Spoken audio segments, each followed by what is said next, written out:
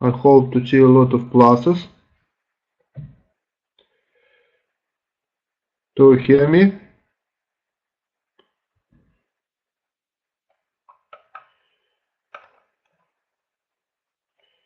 Yes, yes, that's nice, nice, it's okay.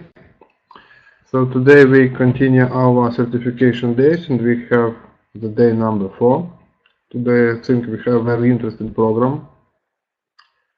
Axel will tell us about the model-based testing and about test automation, which is advanced level. Kari will tell us about the test manager. This is also advanced level ISTQB.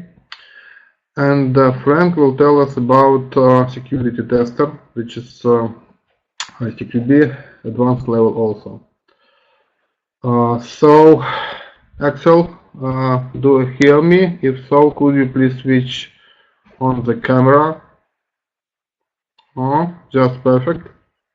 Can you say a few words so we can be sure that we hear you? Yes, welcome everybody. I'm Uh, sitting here in France and I'm just enjoying perfect. this good connection. Okay, so Axel, you are welcome. Okay, thank you. So, how to start this? Yes. Okay. I just try to switch the slides. Okay, so I have the moderation. Yes. Thank you again for the invitation. My name is Axel Rennoch. I'm researcher in Germany, in Berlin. It's the Fraunhofer Institute for Open Communication Systems.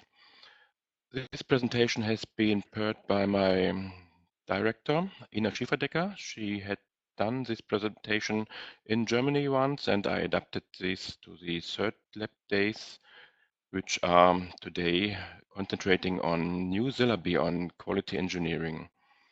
This means we have a couple of syllabi you already know. This illustration here with agile syllabi with the core, starting with the certified tester at the bottom, and some specialized syllabi. So today we concentrate on advanced testing, which includes the foundation level with the model-based tester, and which includes the test automation engineer on the advanced level. And this is something which is not covered by the foundation level. So you don't see here anything with model-based testing. You don't see anything here with test automation in specific details. So it is reasonable to go for some new content and new syllabi and trainings which cover these advanced testing methods. So model-based testing, test automation, and a third one which I would like to touch at the end because it's very new and you might be interesting, is IoT, Internet of Things testing. All these three approaches are related to advanced testing, and they are currently topics of quality assurance research and not yet established in industrial application.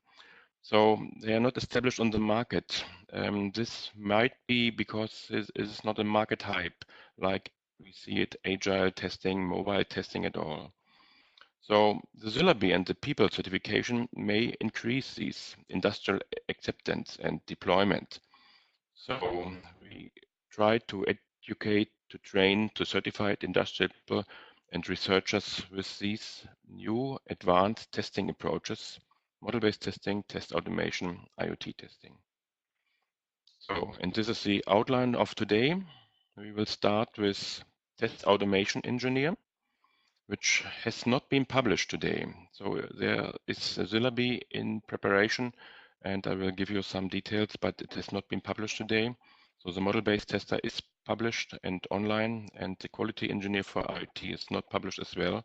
So we have really advanced new topics on the table in this talk. So I hope to give you a short, quick impression on this and that you like it.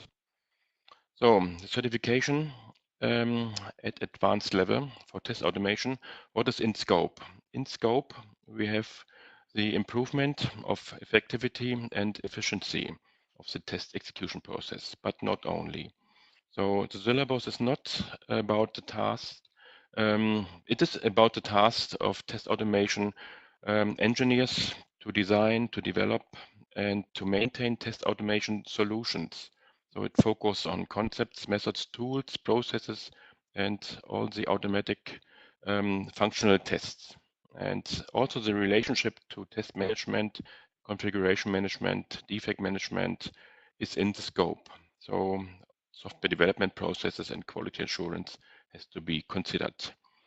The methods described are generally applicable to a variety of software lifecycle approaches, so agile and incremental, iterative, and also to different type of software systems, embedded, distributed, mobile. So it is a general approach, and we do not go for specific test types, not for functional, not for non-functional. It is a general applicable approach in this advanced level. What is not in scope? Oh, we see here at the bottom, I forget, sorry, the, let's say, official definition of the test automation in ISTQB glossary. So in ISTQB glossary, it is defined as the use of software, very important, the use of software to perform or support test activities. So the use of software is in the middle of this term, of this definition, and it should support and perform testing management, test design, test execution, and result checking. So it will be done by software. That is the core of test automation. So let's go one step further. What is outside of the scope of this advanced level syllabi? So we don't keep here in the scope the automated creation of test specifications or the automated test generation at all. So we also do not include the task of a test automation manager. So the test automation manager may plan, supervise, adjust the development and evolution of test automation solutions. So this is not in the core of the test automation syllabi, because this is more for management. We are not going here in the scope for specifics of non-functional tests, which means performance. We do not exclude, but we do not concentrate and have specific answers to these. We do not have in the scope the static analysis and the static test tools. For vulnerability analysis, for example, we do not have in the scope the teaching of methods and programming in general, also not the teaching of the software technologies in general, scripting techniques. So we really have in scope the test automation, which I will explain in the next slides. So also do not expect how to select software testing products, specific products and services. This is also not in the scope of these syllabus. The objective of the course is a test automation engineer. So this is a person who should have broad knowledge of testing in general and a deep understanding of the special area of test automation. So a general test understanding, but in deep understanding of test automation. And what does it mean in deep understanding? It means sufficient knowledge and understanding of test automation theory and praxis. And he or she should be able to influence the direction of an organization or the project when designing, developing, or maintaining specific test automation solutions for functional tests. The official, let's say the written business objectives of the syllabus can be retrieved from the draft. And we have here the contribution to the development of a plan, integrate automatic testing. So the planning and design of a solution is here one of the objectives, to evaluate tools and technology which fits best to the project and the organization. Also to create an approach and methodology for building a concrete test automation architecture, to design and develop test automation solutions that meet the business need in a specific context. And the engineer or the outcome should also enable the transition of testing steps which are manual to an automated approach. And automated test reporting is also one of the objectives, that the outcome after this syllabus, after this training, should be to the ability to create automated test reports by the tools. And we also have the management and optimization of testing assets and the facilitation of maintainability to evolve the test systems. So it is possible to see the detailed structure of the syllabus already. It is online. You can check this out. So you see what is in this advanced test automation engineer syllabus. We have automation, we have preparation for test automation, a generic test automation architecture. I will give you some details later on this generic test automation architecture, the deployment of risks and contingencies, the reporting and metrics are in the syllabus, and the transition, as I mentioned before, from manual testing to automated environments, and the verification of a test automation solution and continuous improvements is also one of the tasks, and so it is in the syllabus of this overview. So test automation and the fundamental test process. The introduction of a test automation in a project, in a company, is only reasonable if you really have the condition or the precondition of existing well-established testing processes. So if you do not have existing well-established processes, automation will not help you. So automation of a chaotic situation will give you a faster chaos only. And a fool with a tool is just a fool. So the automation does not help in general. You need, of course, existing well-established test processes. And one note should be given here. If you introduce test automation, it is very often connected to short-term productivity loss. So that means you should not introduce test automation if you have really less stuff and some shortages. So this is not a solution if you are really in a situation where you have less stuff. So consider short-term productivity loss, but later you will get the positive effects, of course. So I have to check here. Okay, let's have a look to the fundamental test activities and the role of test automation in these activities. If you see here the first steps in the fundamental test process, so there are at the beginning some activities, for example, the identification of the and the prioritization of the test conditions, the design of the test cases, and the implementation of test cases, which are single steps which might not be repeated very often, but this is a very hard field to automate.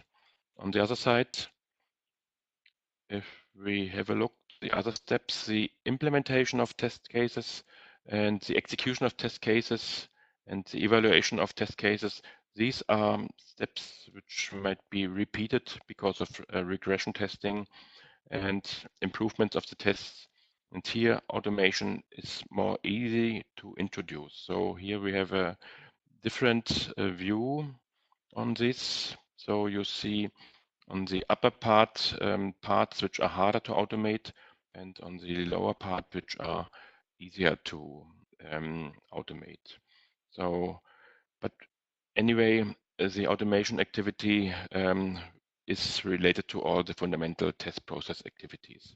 So you see here on the right side already some hints for the automation for the steps which can be done automatically, and some hints to languages here. It is written implementation, execution, and evaluation can be done with the help of TTCN3 or GUnit, but TTCN3 has been mentioned very often. I expect that most of you don't know these TTCN3, so I would like shortly to give you in 4 slides, a short idea what is TTCN3, because it plays a major role in test automation, and it's good to know this. It is applied very often in industry, and this is what I would like to give you in an excursion. TDCN3 is the testing and test control notation. It is an international standard, standardized test language, formally designed for test scenarios and fully designed for testing. So you see here some lines of TDCN3 code. I don't want to explain this, but it is it consists of keywords in blue here and some identifiers. So it describes a test case in an abstract level, and this can be compiled to Java or to C++. So it is a test design language which helps for test automation. It has been first published in the beginning of the 19th, that means 25 years ago, as an ISO standard, has been used for GSM, narrowband ISDN, broadband ISDN. Then it has been enhanced by ETSI, the European Telecommunication Standardization Institute, to allow conformance tests and concurrency tests. And 17 years ago, we had the third version, which has been now defined as a testing and test control notation.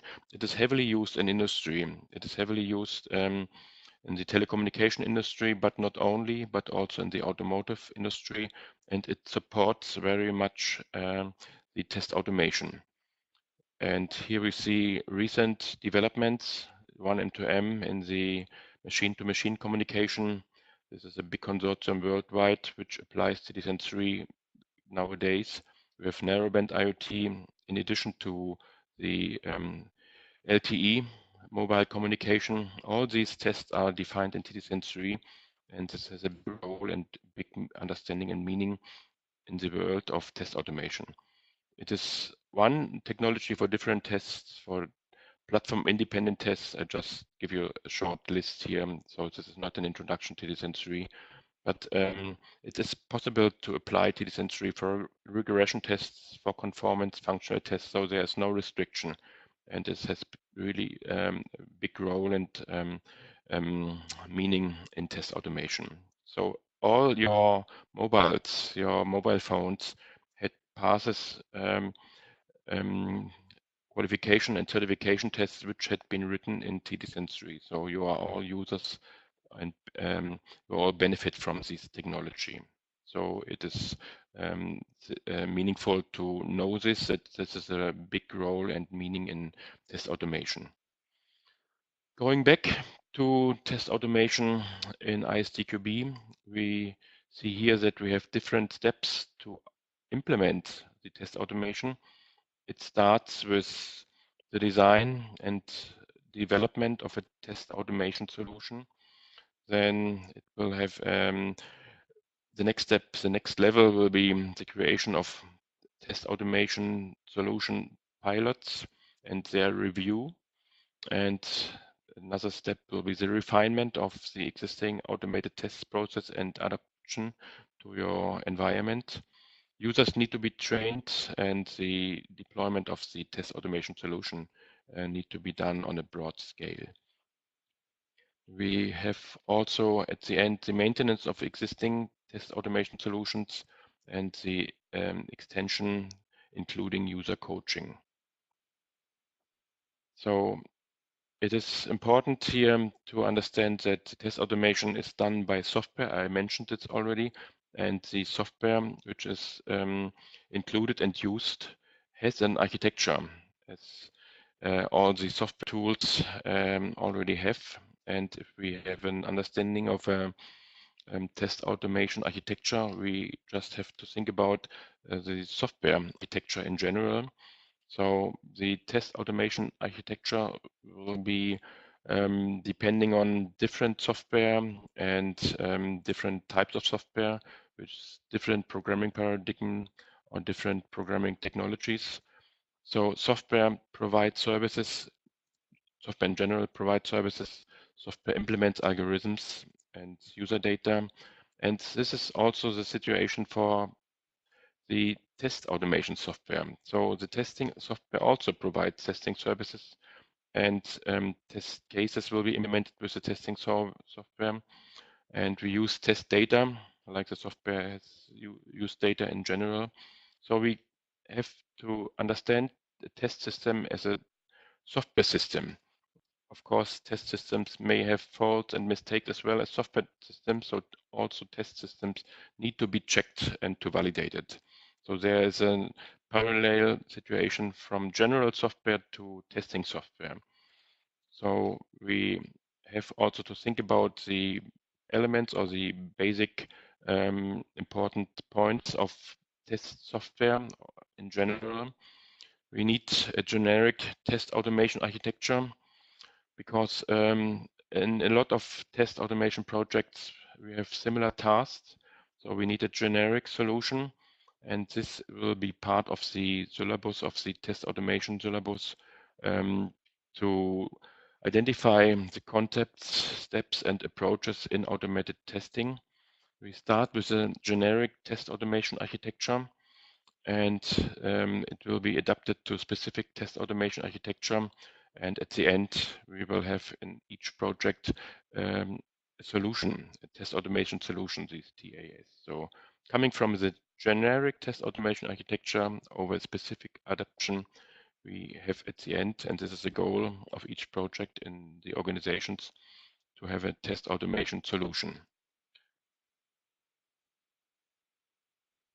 And for this, we have to consider these reoccurring steps on the right here. We have to define concepts, layer, interfaces in the test automation solution, like we did it for every software system. We have to support simplified components, so it should not be too complicated to get the overview, to keep the overview, to allow easy maintenance.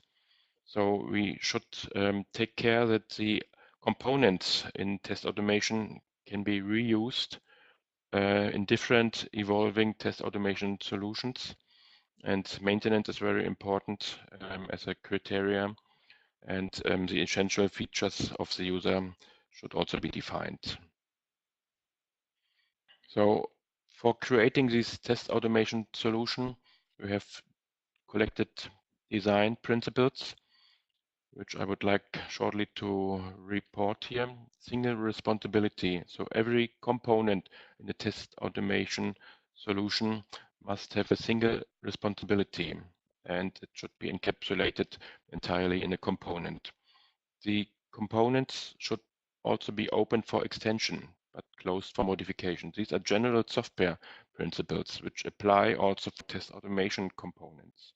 So understand the test system, the automated test system, always as a software system. So we need to consider the principle of a replacement. Every test automation solution component must be replaceable without affecting the overall behavior. So these are general criteria which also apply to test automation solution. And we recommend more specific components than general multi-purpose components. This is a general software principle given by some authors, which also apply to test automation solutions. And this last principle is here that the test automation solution must depend on abstractions rather than low-level details. So it should be more an abstract architecture than dependence on low-level details, which may change very often, and the test system should be kept also if the lower-level details may change. So don't go too deep, too low to the details. Try to depend on more abstract, higher level.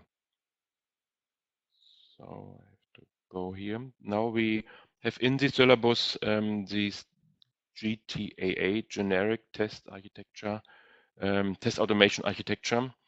This is an illustration here. You see the test automation in the middle of this generic test automation architecture.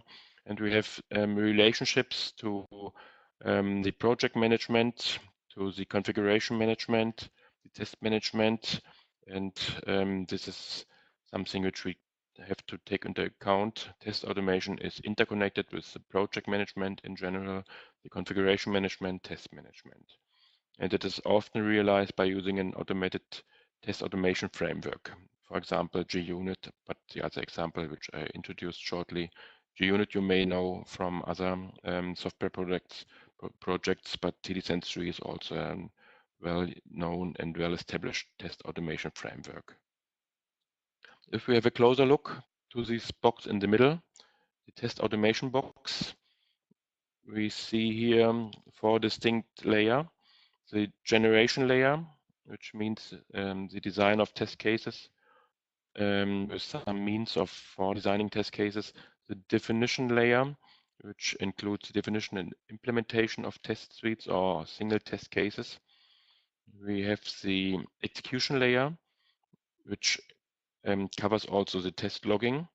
And we have here the abstract adaptation layer, which means the adaptation to interfaces of the system under test and the provision of adapters for the connection to the system under test. So these are distinct layers which are to be considered in the test automation, in your test automation framework, which means in your tool set for your test automation solution. These 4 layers. Here we have the illustration for more details. This is available also online from the ISTQB website. I just put these here to the slides to illustrate that it is important to have the view on these viewpoints here. But a test automation solution may contain only a part of this layer. So the test automation solution must not cover all layers. It's also possible that only some layers are covered. For example, a test execution test automation solution will only cover the execution layer and the adaptation layer and may not cover the generation or the definition layer. But the generation test automation solution, which concentrates on test generation and test definition, may also have an influence on the test execution and test adaptation. So we may have test automation solutions covering parts of this generic test automation architecture, or only some or also all of these layers here. So if we put this together, we see here in the middle these 4 layers of the test automation system, and the edges represent the interfaces to the test management, project management, and configuration management. This is part of the, these are the interfaces of the generic test automation architecture with the layers. So we can start the implementation of a test automation solution from bottom to top, from the adaptation layer to the generation, and this has been done very often. We also can consider the incremental evolution or implementation of a test automation solution. So in some sprints, so this must not be done in one sprint only, in one evolution, in one step. And of course, it is important to have proof of concept, which are recommended as part of the test automation project. So you see here all the aspects, and recommendation from the syllabus will be here to start from the bottom to the top. So all of these syllabus will become part, may be checked in an exam, which has a structure. So you already know this system or this structure from other topics from other syllabus. We have here multiple choice questions, 40 questions. You have to pass 65%. This is copied from the ISTQB website. You may, if you are not English spoken, then you have some minutes more. Typical duration of an advanced level test automation engineer training will be a 3-day training. So you saw a little bit the idea of a test automation architecture and the content of the syllabus. And this was the first half hour I wanted to show you for test automation. Let's have a look to the other advanced testing syllabus. This is the model-based tester, which we have already online. In contrast to the test automation engineer syllabus is complete online, and you can see all the details from the syllabus already from the internet. Let's have a short look. So why is this MBT certification at foundation level? So it is an innovative test approach, and it should mainly improve effectivity and efficiency of the test generation process. So MBT concentrates on test generation mainly. And the model-based tester should be on a project to model the derivation of test analysis and test design to run these, keep advantages of the models for other test activities. So the main focus of MBT is the use of the models of a system to derive a test system and test cases. And of course, this will also benefit for test implementation and reporting. The model-based tester certification complements the core foundation level. So it is in addition to the basic core certified tester module. But the model-based tester is a specific or specialized module. And the context or the details of the MBT certification will be an entry for MBT approaches. So if you have not heard about model-based testing approaches at all, so it will be a good entry point to start with model-based testing. In the ISTQB glossary of software testing, the terms model-based testing is defined here as testing based on or involving models. So you may benefit from models, and you may also derive your test system completely from models, but here it is a little bit vague defined. So you may involve models, and you must not base everything on the model. So something could be done manually, and so you have an overlapping between model-based approaches and manual approaches. So the main course of the main objectives of the MBT course is to train the necessary skills for the successful contribution to MBT projects in a given context. So there will be some exercises and practical modeling approaches in this training. It is still on the foundation level. It is on a technical level. So for technical people, is it very important to know these approaches. It is for practitioners, so rather than enablers. So the main target is the test analyst. But of course, test and project managers, analysts, and quality engineers could also be in the training course to learn the approaches to have an insight. So the business outcomes as defined by ISTQB is to support to enable a model-based testing team using the standardized terminology, the established MBT concepts, processes, and techniques to apply the model-based testing in your test process, and to create and maintain model-based test models, and to establish techniques and best practices in model-based testing in your project. And you may be enabled, or hopefully the objective or the outcome will be that you are able to create and maintain test artifacts from model-based testing models. That means to create parts of the test cases or the test suite, and also to consider risks and values for these artifacts and features to be tested. At the end, it should support the organization to improve the quality assurance process to be more constructive and more efficient. So here we have a complete overview on the learning objectives. So it will be introduced in general. So the modeling activities will be explained. Some languages will be explained.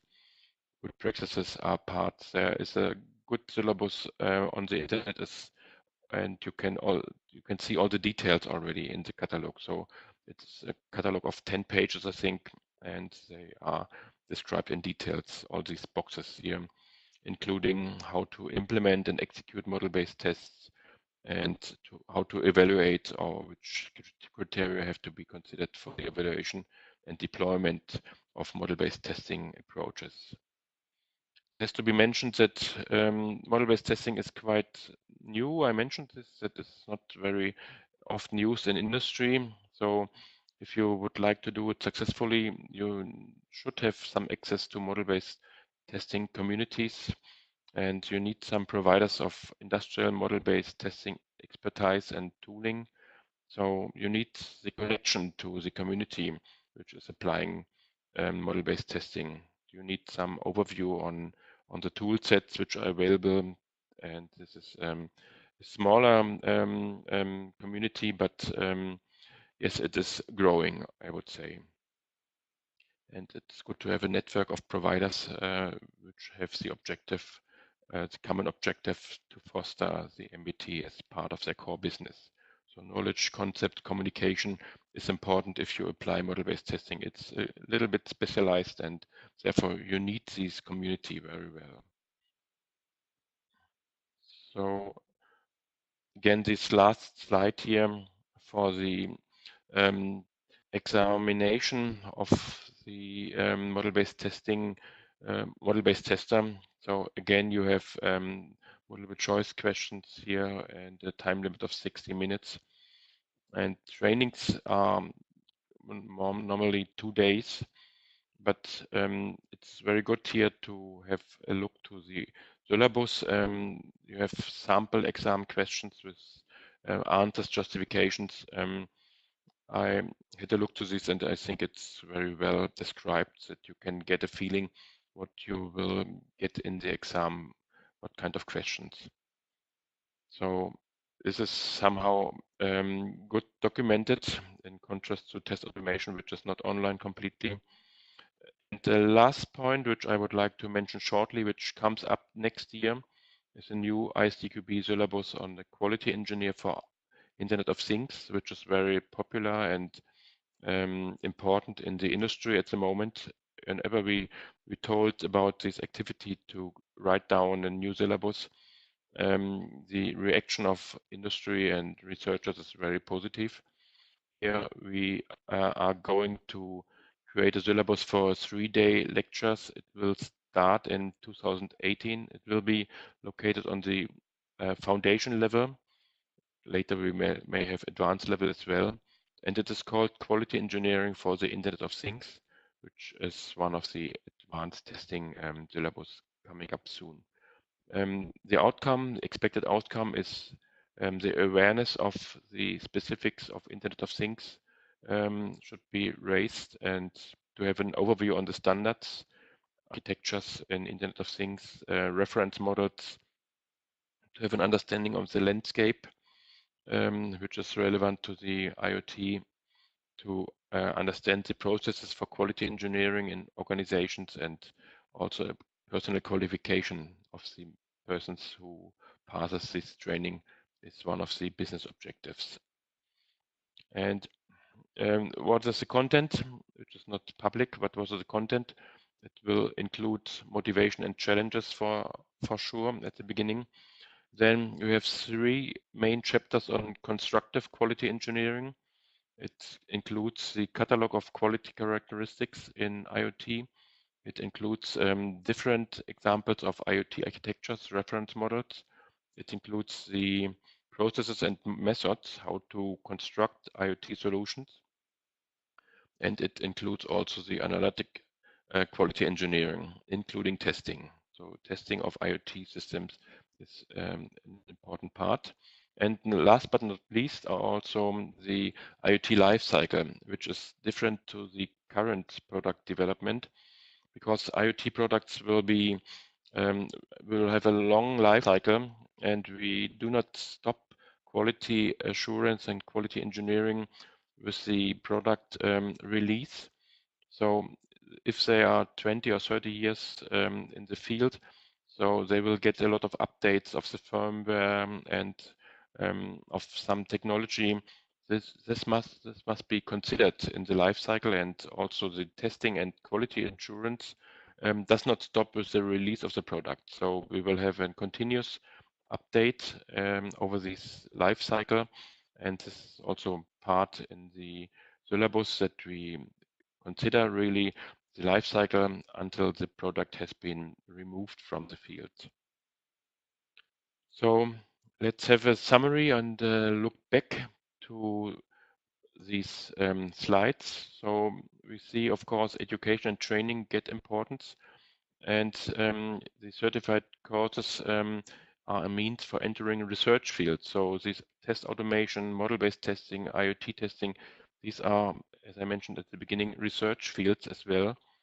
And we invite, of course, researchers and also PhD students to actively drive these initiatives in SolarBeam, so you can participate. It is open to consider and to contribute to these new syllabus. And the recent developments are, as I mentioned, model-based testing. It is already available. Test automation engineer will coming very soon, and the quality engineering for IoT will also come.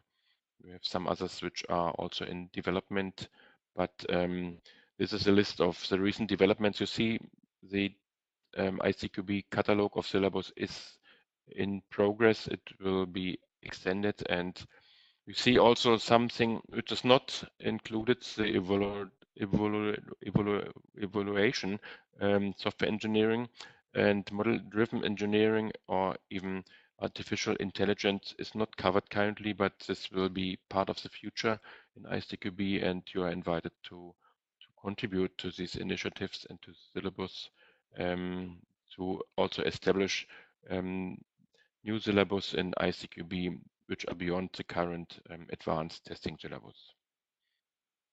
Yes, so this was a fast overview on the test automation engineer, model-based testing engineer, and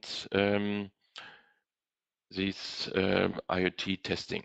So at the end, I thank you for your interest, and if you have questions, please let me know. You can do it now, or you can write an email to us. Guys, could you please write down the questions to the chat, and Axel will read aloud and answer. Do we have questions?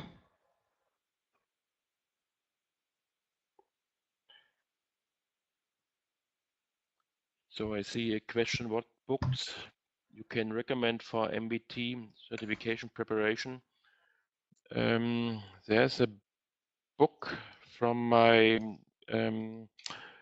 director, Ina Schieferdecker, together with some colleagues. I don't know the name for the moment, but it is a book on model-based development, model-based testing. I have to check out this the book title. But please drop me an email. I can give you this. But you can also check Ina Schieferdecker. She's professor. She is the author of the book. It's very easy to find with the googling Ina Schieferdecker and the topic MBT. This book.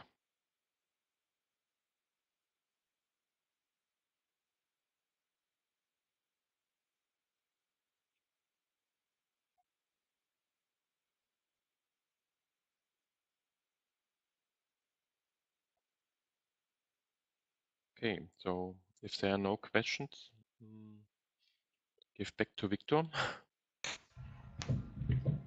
We don't have questions anymore.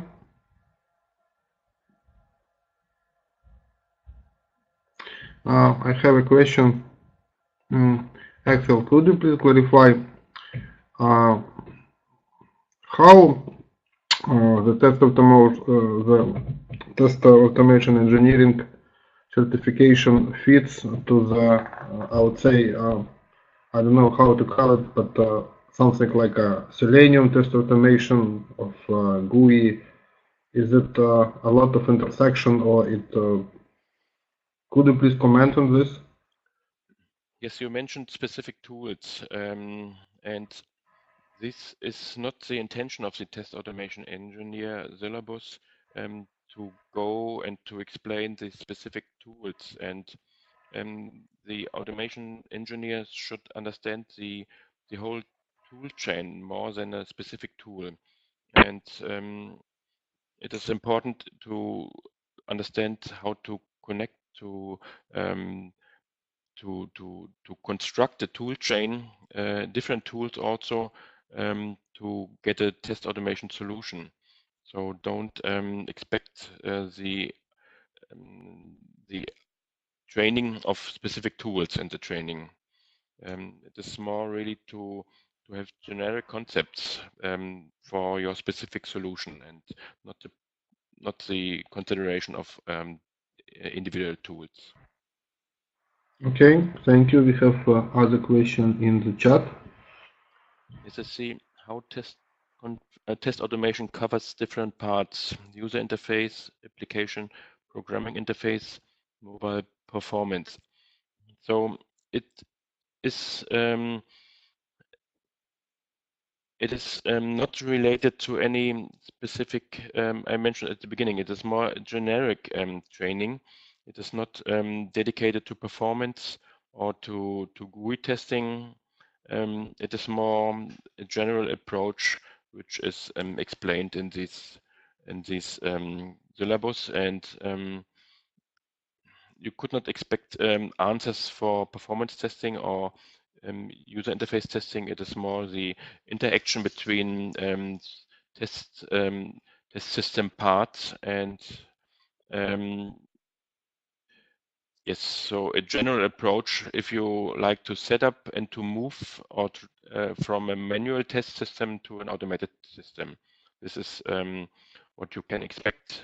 If you have a manual testing situation, which is very often the case in industry, the question is how to introduce automatic parts and how they should cooperate. And this will be a general development, which is a challenge for testers, and which should get answers by the test automation engineer.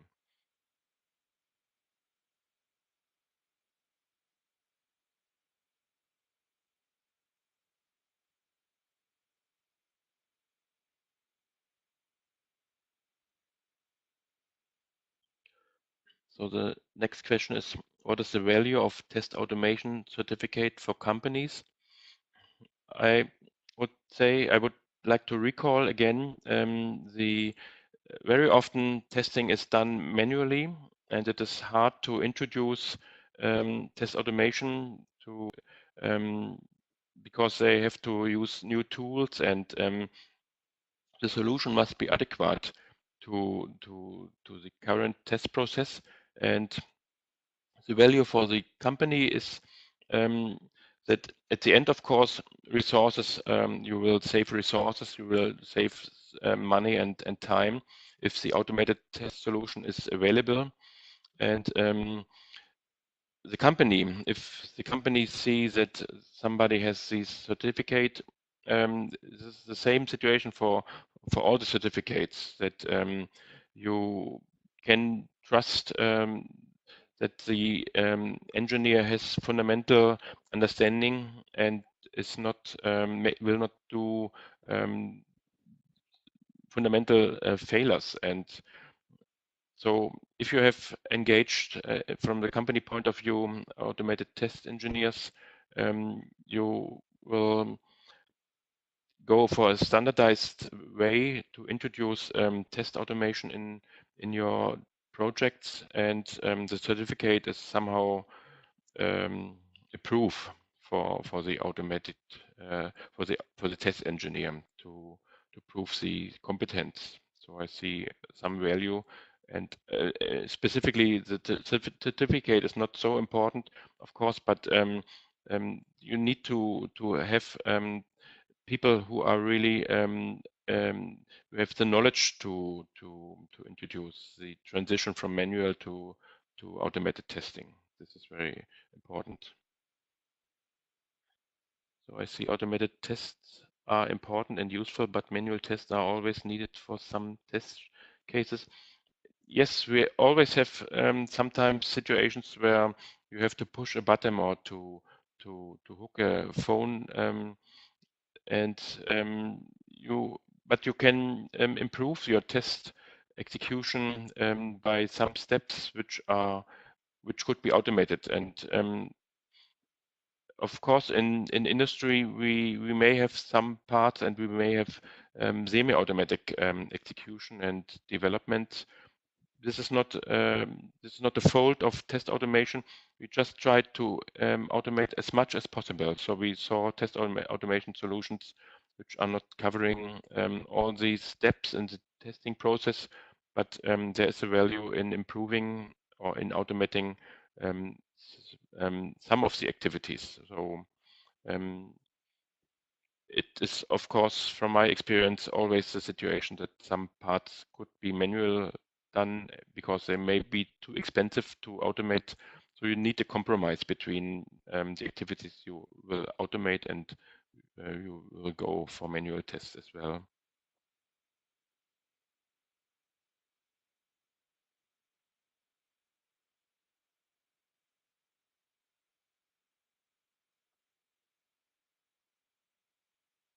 So I saw no further questions for the moment. So Probably we have questions regarding the model-based testing. Are we?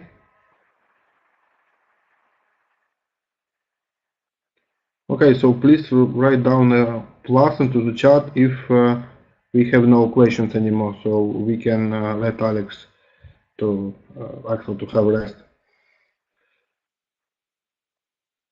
Okay, so Axel, I would say thank you very much for the introduction, for the interesting presentation, and we can let you go and continue with Kari. okay, thank you too, Victor. Thank you very much. See you. See you.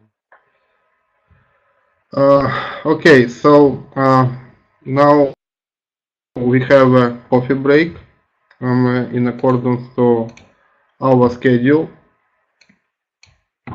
I'm just write down to the chat. Yes, we will have a section. We will have a session with Kari, who will tell us about the. And later on, we will have a session with Frank, who will tell us about the security tester. So let's try to have a coffee and continue webinar within a little bit more than 20 minutes. Okay? See you soon.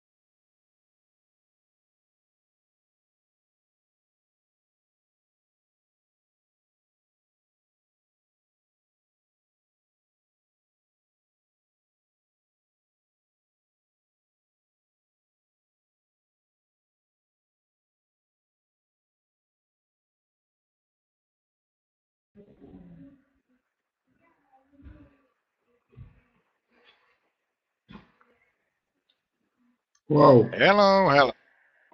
Hey, we have 5 minutes ahead to start, so I can hear you, I can see you. Pretty good. Yes, it's okay with you. So you can switch off the camera and switch off the microphone, and let's start in 5 minutes. Okay? Okay. Okay. All right. Yes. All right.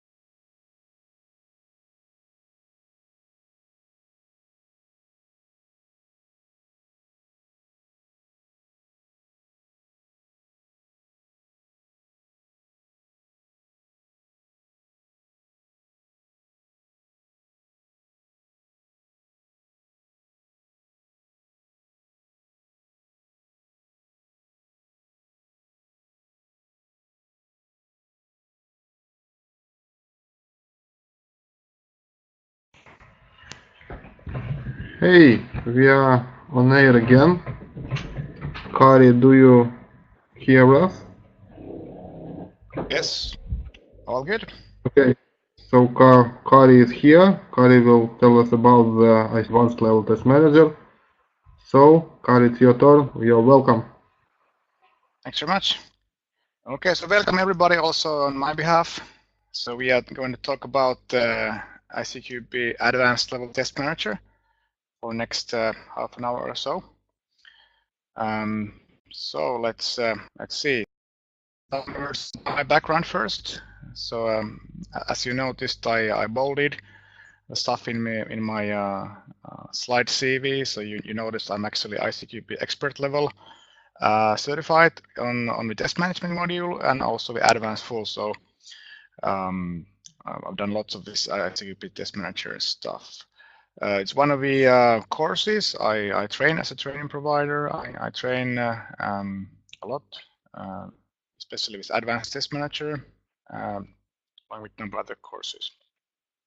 I'm also concerning ISTQB. I'm the treasurer of ISTQB, so I get to see quite a lot also about the whole ISTQB and you know how it develops and how it goes forward. And I think from that point of view, also I can say that ISTQB Advanced Level Test Manager is really one of the key courses and key certifications on ISTQB product portfolio. So from working point of view, I'm a trainer and consultant at a company called Knowit, and that's where I get to train ISTQB Test Manager, the Advanced Level Test Manager. Also, I'm very much involved in Agile, and you notice I have Agile Testing Foundations book also out, one of the co-authors. So quite interesting stuff. But I guess that's enough from me. A slide of what is this Knowit that I mentioned. So it's a 2,000-person company in Nordic countries, ICT services, including testing and testing training. Very nice company. I've been there for 15 years, enjoyed very much, and always some interesting new things coming up. Let's talking about the advanced level, ALTM, as it's often shortened, Advanced Level Test Manager. So what is this all about? If we try to find it in the ISTQB product portfolio, it's there right in the middle. So you've heard about the different streams, Agile, Core, and Specialist streams, so the vertical ones here. The Core has been there for longest time. It all started with the foundation level back in 2002 with ISTQB and the test managers here. So we got advanced level, and one of the modules is test managers. The idea is that the most usual career path for a tester are test management, so that's why test manager, test analyst, which would be manual test case design and test execution, and then technical test analyst, which would be test automation, tooling, some more technical stuff. So test manager is really the first one that always comes to mind when people start moving from foundation level to advanced level, and it is a very good course, a very good certificate for anybody as a next step, not only test managers, because it gives big picture about testing, you know, some more information about testing than the foundation level. Big picture is always good for testers. You know, that's one of the big skills for testers, to have a big picture about the whole project and about the testing, what's happening. So even if you are not test manager as a role or career or position, you still get lots of useful information about the whole project and its testing via ISTQB Test Manager, Advanced Level Test Manager. Here's a piece from a survey that ISTQB does every 2 years, a survey called Effectiveness Survey. So in this survey, people around the world are asked questions. You know, what do you think about this and that certification? What do you think it's is the next good topic for certification? And advanced level really comes up very well. So as you notice, test engineers they think advanced level is good. We can take the two most positive numbers, and we get 63% of test engineers think that advanced level is good.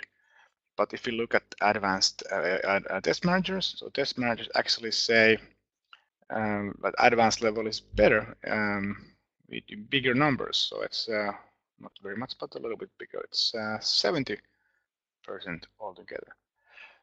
So I think this also says and explains why advanced out of the advanced level modules, test manager module is really the most interesting ones. Test managers maybe have a need for more career development, more education, and so on. So you see a little bit more need there. So anyway, it's proven to be good.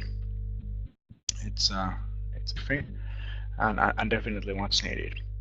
So in order to be able to take an advanced level exam, so any of the three, but so we just talk about test manager in this session, you will need a foundation level certification. So this is a prerequisite to get test management ILTM. So you need to pass it first. There are some other additional recommendations, but they are not prerequisites. So this is a must. You must have a foundation level certification. You are also recommended to have many years of testing experience and, if possible, test management experience. The user recommendation is around 3 years.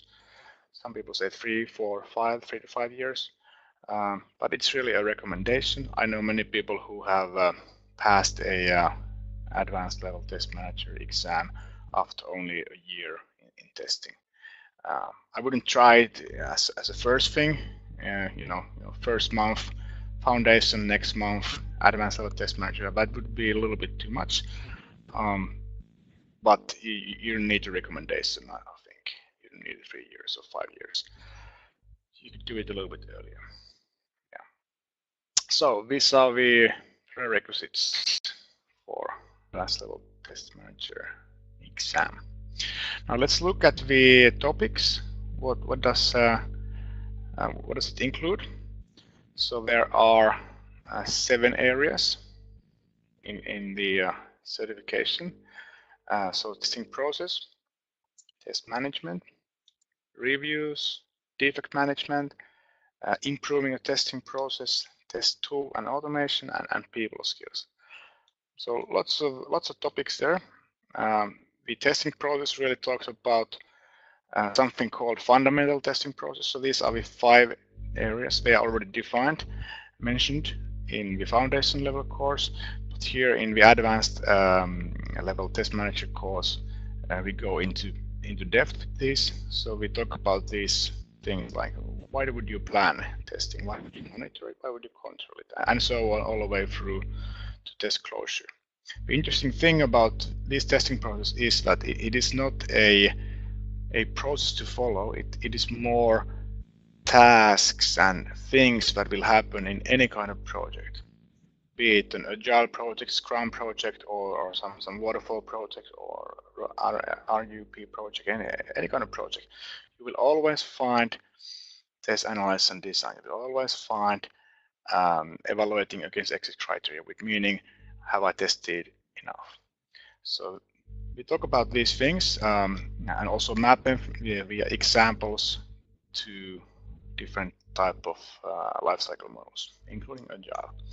So very interesting, let's say, exercise of mapping common activities of testing into different types of domains and lifecycle models. And how about then test management? You notice that the number of topics in this area is definitely the biggest, and really it is the key area of this course. So we talk about risk-based testing, meaning that how do you use understanding of product risk, what could go wrong in production with your software, how do we use that understanding to enable better testing, to focus the testing towards the right areas, towards the risky areas, so that the risks can be mitigated, the risks can be taken away. Very important area, really. I can't overemphasize that.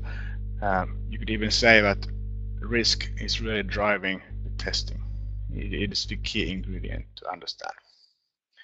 And then something about test documentation, understanding what testers need to leave a trace of what they are doing. What kind of trace, what kind of documentation, it does depend a lot, really a lot, again on the lifecycle model. So if you're an agile, it's different, and it's usually less than in a traditional plan-driven project. We talk about test estimation and test metrics. So in this part, there are 6 or 7, I forget now, but 6 or 7 different test estimation techniques. So how can you estimate the effort that is needed to test something, and how do you map that into resources that you need?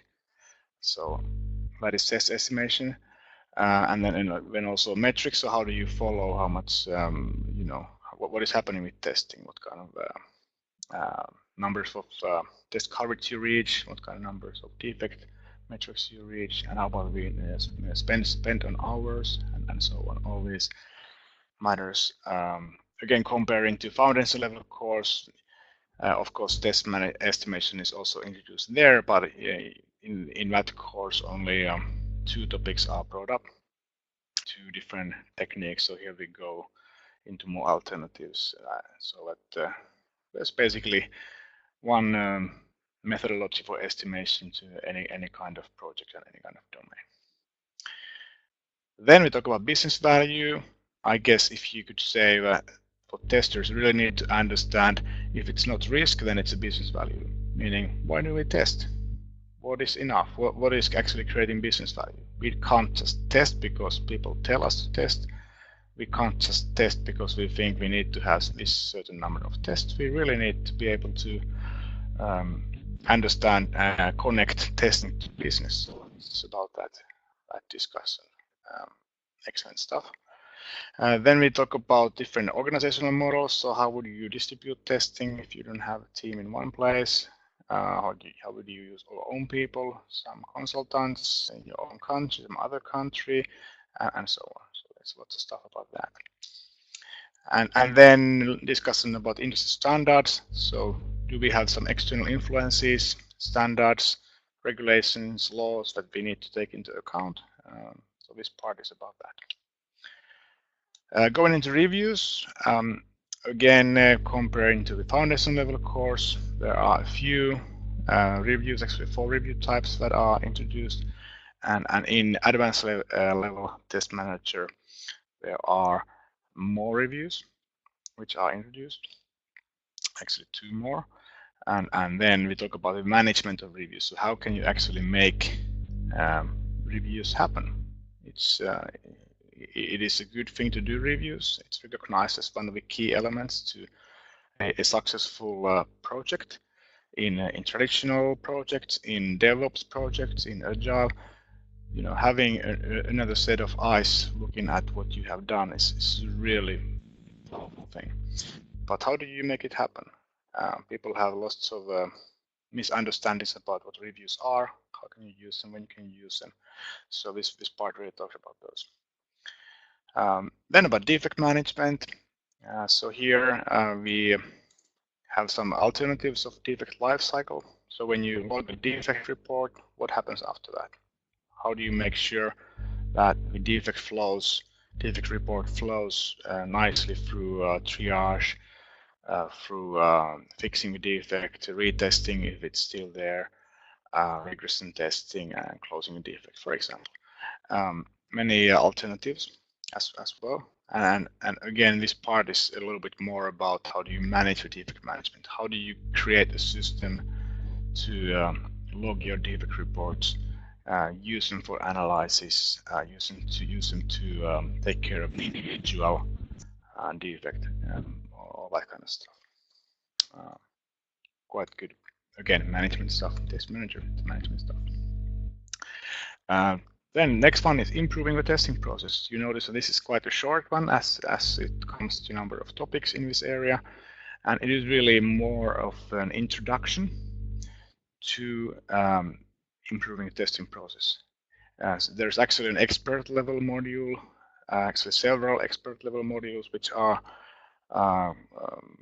which actually are called improving the testing process. So this one just says that, you know, if you are a test manager, you can't just keep on doing what you always did. You need to think about continuous improvement. You need to think, how can I be better? How can our project be better? How can we make it more effective? How can we find more bugs? How can we help the rest of the project? So this is the topic, and here we touch a few different improvement methodologies. Next, if we look at this one, test tools and automation. Again, this is a management perspective to this, so it's not going to be about using the tools, but it is about selecting the tools, trying to get the best value out of test tools. In a modern software, you can't really do testing without tooling. Even manual testing needs tooling. You need to have unified reports. You need to have management for test cases and the passes of test cases and so on. But even more, you need to have test automation, because so much of the tests need to be automated so that you can keep up with the busy life cycle of an agile or DevOps project, which is the modern project of today. So here we think about how can you get the tools into use. Are there any rules? Of course there are. How do you select the tool? How do you use the tool? So we talk about those quite extensively. And then the people skills part is the last part. It's actually quite important part. Test management is about leadership. So this is why we talk about individual skills that people might have, and you know, what does a person need to have, what does a team need to have. Talk about test team dynamics. So how can you make a team perform well? It's not a group of people, it needs to be a team of people. So this is what happens in that part. And then how the testing fits into the rest of the organization. This is really, again, leadership skill. It's about communication. Testing is not an isolated island. It's more and more very integral part of all the activities in a project. And it's not a separate phase in almost any modern project. It is embedded into the rest of the development teams. There might still be a separate phase for some type of testing, but you still have testing all the way through software development teams. So how do you do that? What kind of leadership you need to use to get that happen, make it happen?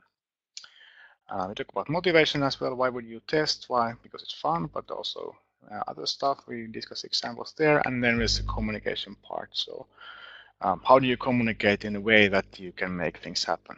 So as a basic example, it's all about helping people to reach their goals. It's not about blaming or pointing fingers or saying, you know, it's your fault, fix it. It is really about trying to find the common tune, the common goal for everybody in the project, and you know, take care of the defects, fix them, and have better quality. It's about quality, really. It's about reaching quality, first time, right type of thing, and you know, so it really is about testing, understanding what testing is, not just finding defect. Testing is about helping the rest of the project, rest of the product team to create better quality. That's what it is. So these are the topics in short.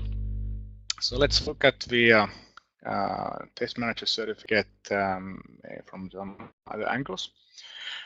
So here I've first of all taken the Bloom taxonomy just to show how structure works in advanced level, and actually many other, of course, ISTQB certifications as well. But in this part, I'm showing K1 to K4 levels. So this Bloom taxonomy of learning is actually 6 levels, but advanced exams are using only 4 levels. This is already quite a lot. You can get very in-depth knowledge if you try to teach and learn and measure via a exam. K3 or K4 level stuff. K1 and K2 are easy, and if you look at the foundation, certificate, most of the stuff from the foundation course, also the exam is K1 and K2. So in short, remembering and understanding stuff. But test manager and advanced level courses in general are more about K3 and K4, so knowledge level 3 and knowledge level 4, meaning you need to be able to apply what you learn and analyze if you can make it work even better, if you can somehow fix it, tune it, use it in a different way. So this is apply and analyze. So lots of the topics are actually using K3 and K4. So and to prove that, I've taken copies of learning objectives of different chapters of ISTQB Advanced Level Test Manager syllabus. So syllabus is the thing that ISTQB creates, a piece of paper for advanced level test manager. So the syllabus is maybe 80, 90 pages, like that. It's a lot of text. It's like a really condensed textbook on test management. You could actually read the syllabus and just go to exam. It's that good information there. It's a quite possible way to pass an exam of advanced level test manager. So in that syllabus, there are always in the start of a chapter, there are learning objectives that relate to a chapter. So in the chapter 1, which is testing process, so we talked about the topics already in previous slides. So I have just calculated the totals here to the top. So out of this, you can do a calculation, the math yourself. Out of this, we actually have 6 K3 or K2 objectives. So that's quite a lot, which means also from point of view of a course, if you take a course, that there are lots of exercises. So it's not only learning some terminology, remembering the terminology, you actually need to learn how to use them very well. So it's quite practical, lots of exercises on these topics. So if we take an example, let's think about test closure activities, K3. So here, a typical exercise would be a retrospective, simulated retrospective. You get some information about the project, and then as a team in a course, you would then discuss the good and bad sides of this retrospective of the project. In retrospective, what went wrong, what was good, what will we learn about it, what will we do next.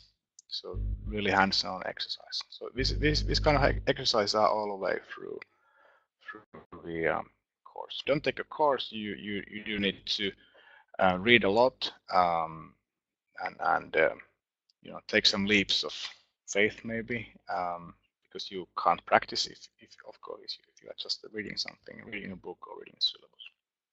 So taking a course is a really good idea. But let's go back to how you can take an exam a bit later.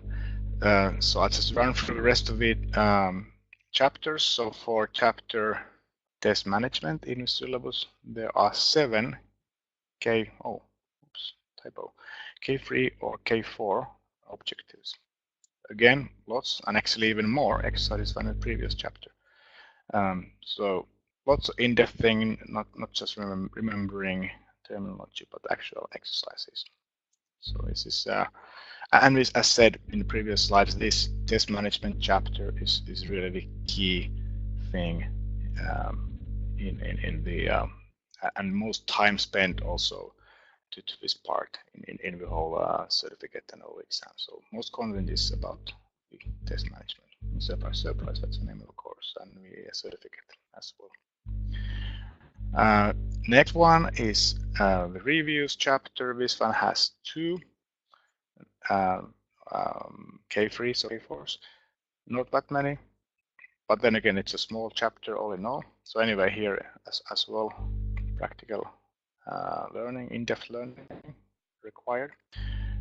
Defect management chapter, 2 K3s or K4s.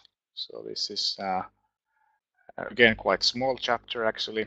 But even there, you go to exercises. In the improving testing process, this one is as you know, noticed from point of view of K3, is only one K3. So this one is really introduction to improving testing process point of view. So that if you are a test manager, you don't need to go for the expert level improving testing process in order to start improving your testing process. The point here is that you get enough information to start looking into ways of improving your project. You can do it, you just need to collect the information. So this chapter points you to the different sources of information, how to assess the project, how to get recommendations, how to actually create an improvement project. So that the actual only exercise here is about creating an improvement plan using ideal model. This is a good time, well spent time to really understand, how do I improve my project, my testing. Next one is test tools and automation. Also from point of view of K3s, one exercise is there. So this is similar. So we are pointing our different directions to test managers in this point. There's also some exercise there, and it's about how would you then select a tool.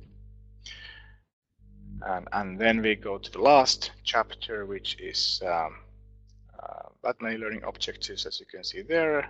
And if you count the K4s, there are 2. So exercises, yes, but also lots to remember in proportion. And you know how the syllabi work in general is that if you spend lots of time in a course or lots of text in a syllabus, that means it is a more important area. That means also there's going to be more questions concerning that area in the exam. So it's all proportional. So if it's a big area, lots of questions. Small area, less questions. So it's quite logical. All right. I've taken an example of the course structure from Knowledge Advanced Level Test Manager course. So you notice the same topics, and also you get an understanding of how much time is spent. It's a 5-day course. So day first is mainly test process. So it's quite an important area. It's almost 1 day. Exercises and sample questions. So slides, exercises, sample questions. That's what day 1 consists of.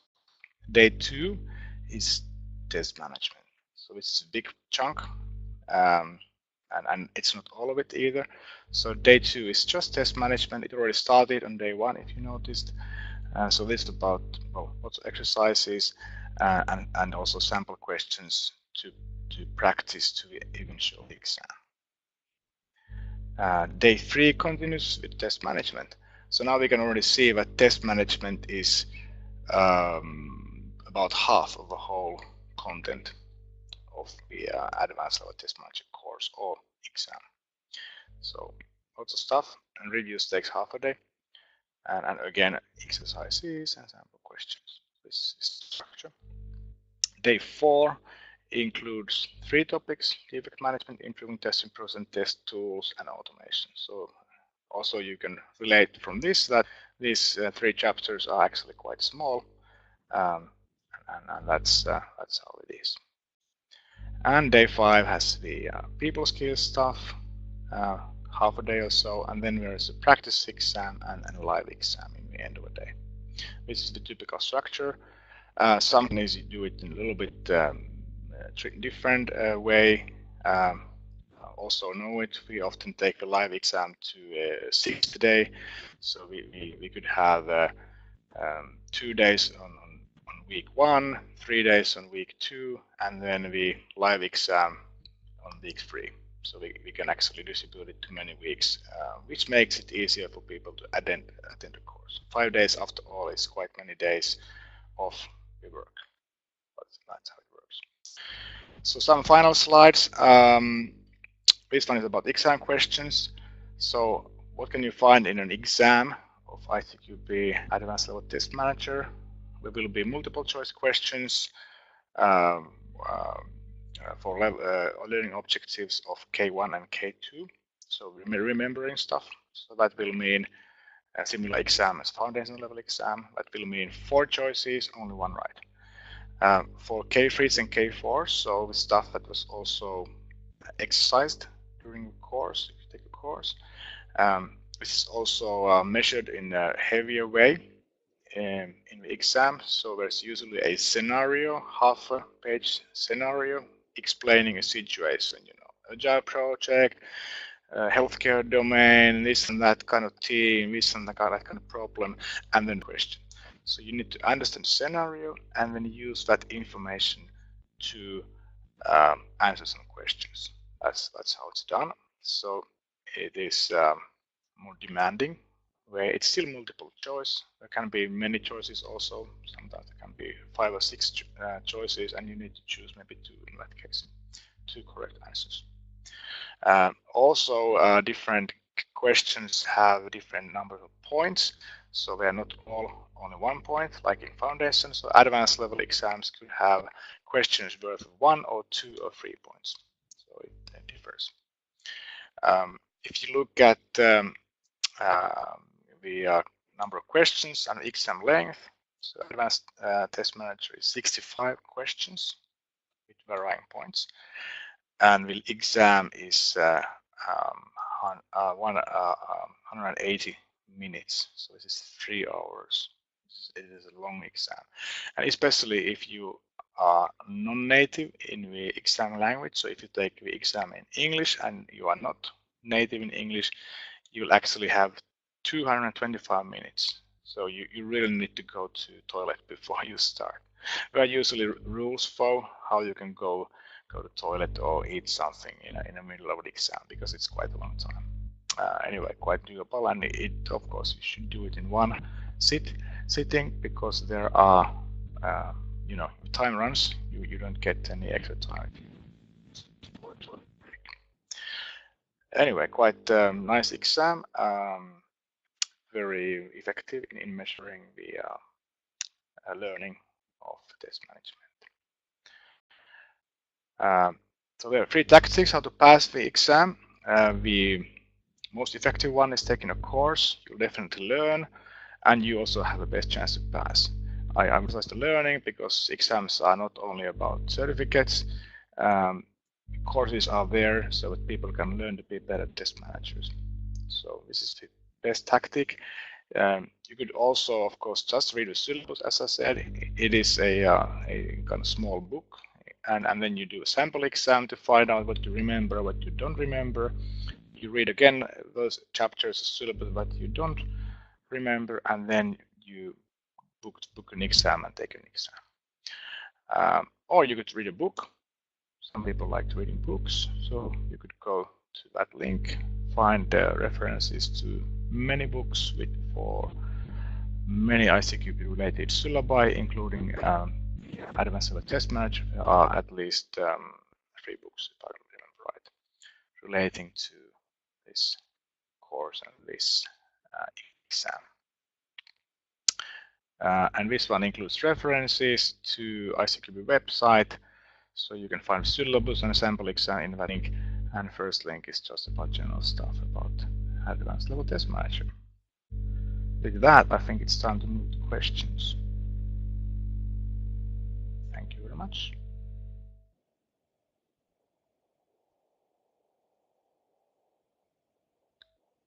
Any questions?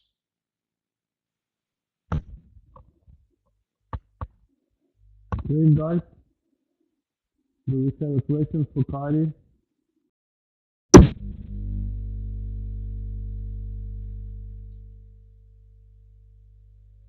Please write down your questions into the chat as usual.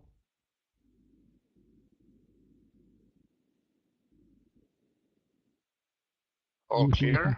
Management.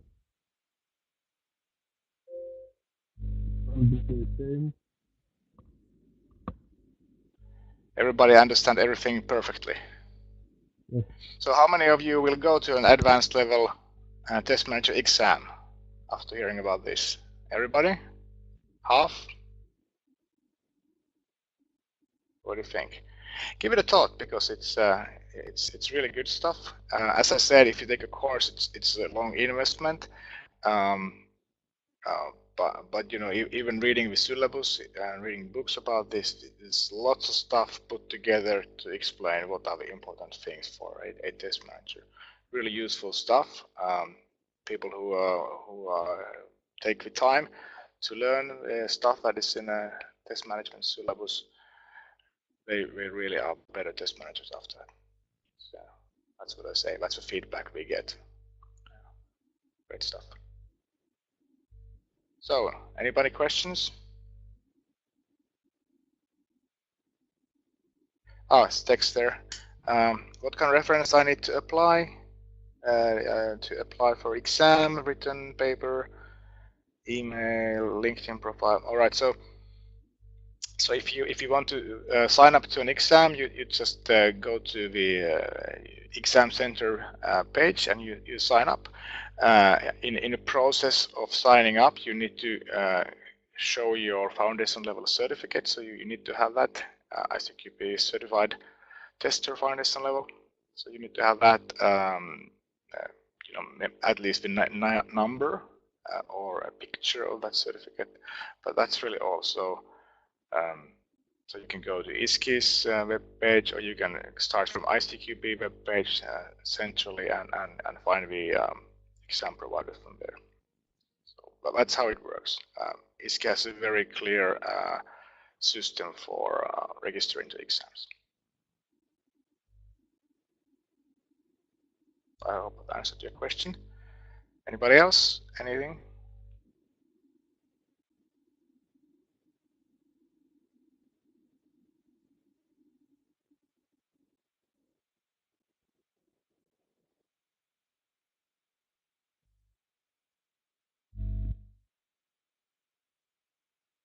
Oh, there you go. Please write to exam at ISQI.org. Yeah, that's a concrete place where you can book it. So via an email, perfectly fine.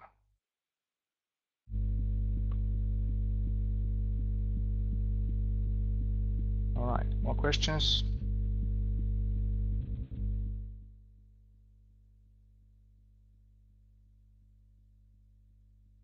And you know, just about the exams, how online exams work is that you go to well, you register, then you go to the link that you get, and after that you'll be link in the learning center, in the testing centers. You need to go to a place that has the online exam, but there are so many of them. So you go to that place, then you at a given time that you agree, and then off you go. It's easy. You can usually book the time at any time you want. There might be some limitations, but that is how electronic exams work. So you just book a time and go there and do it. All right. Any more questions, comments? All right. About scenario-based questions, are they measured by higher points? Yeah, usually there's a relation to that. So scenario-based usually are 2 or 3 points, but not always. It's really up to the question writer, the author of that individual question, to decide if the question is, you know, does he or she think the question is easy or difficult. And if they think it's easy, they will say it's like 1 point. It could still be a scenario-based question. And if I think it's more difficult, they would give it 2 or 3 points. So in a whole exam, there's a balance of questions with 1, 2, and 3 points, so that the time spent on the whole exam will be enough, so that you can actually physically beat it. It won't be too many questions. And a scenario usually also supports many questions. So you could have a scenario, and after that 8 9 questions which relate to the same scenario. So once somebody has taken the time to read a scenario with half page of text, after that you can then utilize that in a number of questions. And then those questions could be 1 point, 2 points, 3 points, depending on how easy they are considered. So there's actually a lot of structure in it. And from point of view of tactic, as an exam taker, so if you go through the exam questions and you see something with 1 point, then in theory, if you don't remember that at all, you could skip it because it's only 1 point. But if you see something which is 3 points, it will be so big part of the total point value of the exam that you should try to answer to that, even if you don't know the answer exactly at that time. You can always deduce and try to guess the best answer. But it's worth spending time with the 2 or 3 point question because that is a bigger part of the exam. Of course, another point of view is that you just go through the whole exam, everything that you answer to questions that and then if you have time, which you usually have, you have a second round, and when you stop to the questions that you skipped in your first round, the difficult ones for you, and then you either try to read them more carefully, and answer, or even guess, because there's no penalty in guessing wrong. So if you don't know about something, guess. If it's a 4-choice question, multiple choice question with 4 options, it's 25% likelihood that you get it right. So you should take that 25% likelihood. So these are the tactics of taking the exam. Good. Any more questions? That's a good one so far.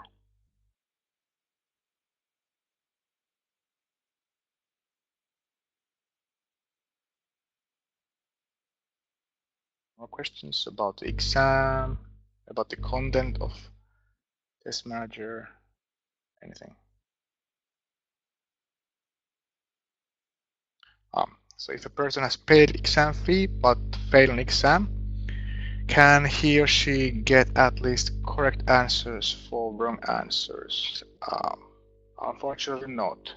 There will be some feedback about which areas you got right, which areas you got wrong, so that you can spend more time in preparation to take a resit at a later time in the course, unfortunately. But you can't get the full answers because the point is that if the correct answers would be given out, it would mean that the exam questions are used, they are burned in a faster rate. So you need to have basically always new set of questions to every individual exam occasion, and that's infeasible, of course. It takes time to create exams, and they need to be reused. So this is why you actually don't get to see the exact answers, unfortunately. So there's a question: if the question has 3 correct answers and I answered only 2 of them, how it will be counted? Well, this is something that at the moment is such that you get some points anyway. There's a table in the exam rules, which you can also see in ISTQB website. It's totally open, a public document. So there are rules of partial scoring. So at the moment you actually get some points. This might change. That's why I say at the moment. It's actually quite difficult to grade it, but that's the case at the moment. Yeah, information about the exams in the FAQ. Yeah, and that is also one of the links I showed. So you get the slides, obviously. So one of the links there goes to the Advanced Test Manager page, and there you can also see the exam guidelines, so you can read them, and the answers I give you now are actually written in that document. Yeah. Great. Any more questions?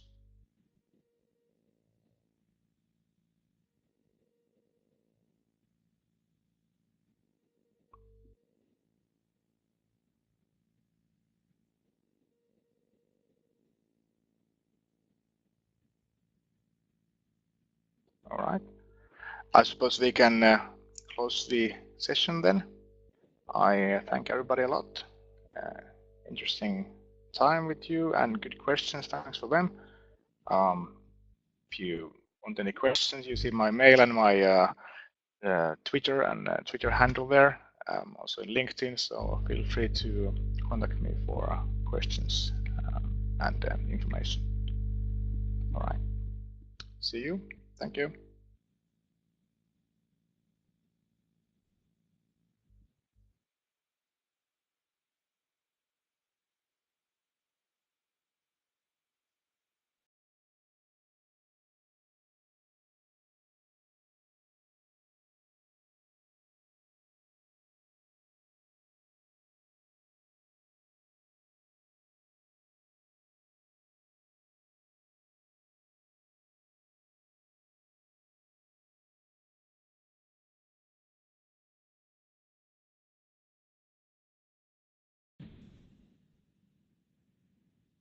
Hello, this is Frank.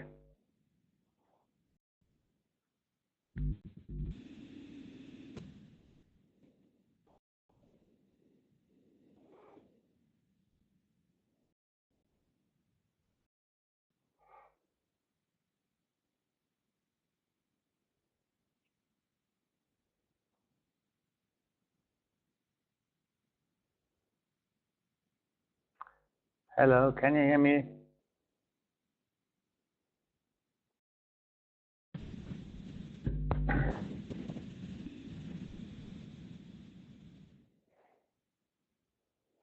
Perfect, I can't hear you. So is anybody telling me something?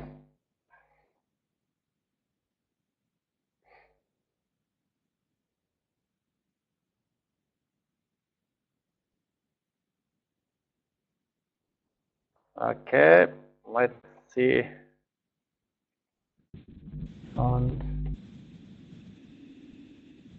we had yesterday evening when we tested it, we had the same phenomenon. Or didn't run. Try again.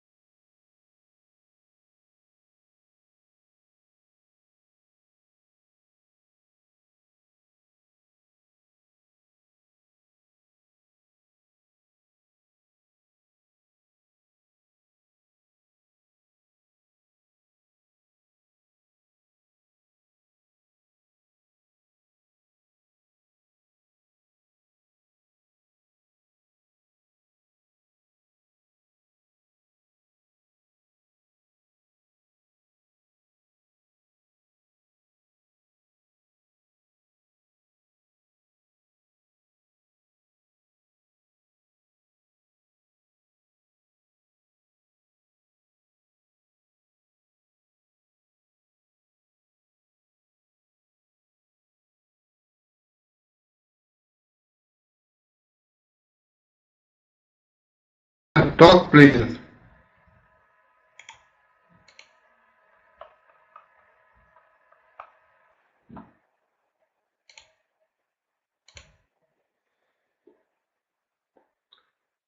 Frank, talk please. Frank, talk please. We can hear you. It's okay. Okay. So let's continue. We are talking about the security test, and the security test is located on the advanced level. So we are not talking about the foundation of testing. We assume that somebody who wants to learn about security tests and knows a lot about testing and to be a very good specialist, you're on the advanced level and learn about security. Okay, so let's drill down what's security, and that's not only something that I will explain you, that's of course it's part of the training course. So on the next slide, and that's important to understand, security can be divided into several sub-attributes.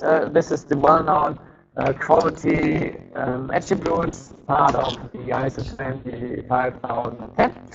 And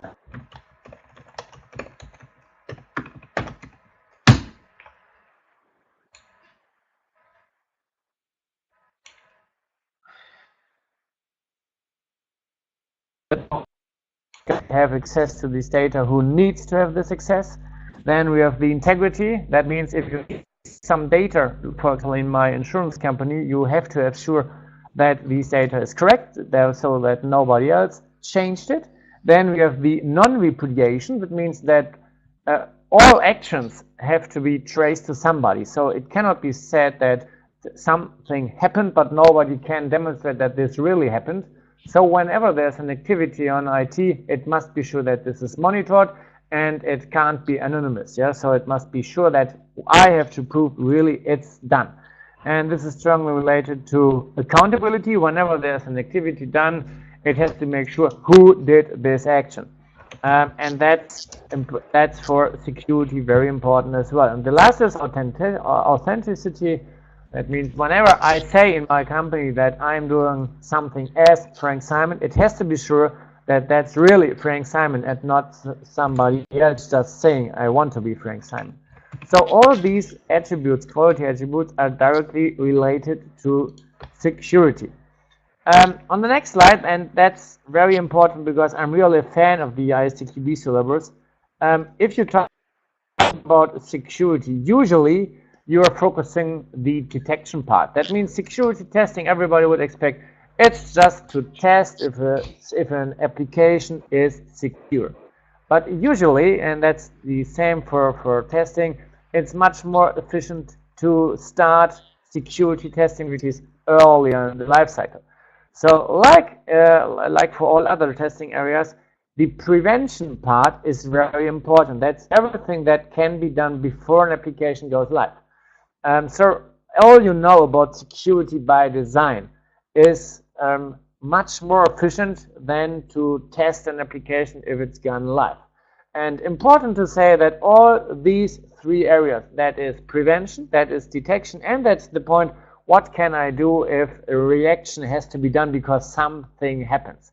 So all these three areas are part of the ISTQB security testing course. That's really very important, and that's something that's the reason why I really like this course. And the second topic why I really am a fan of that syllabus, it's not only talking about technique. Of course, if you focus on security testing, you would assume that you learn a lot of stuff about SQL injection, about cross-site scripting, about using identity access management, so how to utilize new central IAM systems. That's for sure, that's part of the security testing course. However, it focuses on the processes as well. That means the process gives some rules how to do an onboarding process from a security point of view. If a new colleague joins your company, how you can make sure that this guy really gets the correct rights on the system. And all these things are part of the ISTQB syllabus.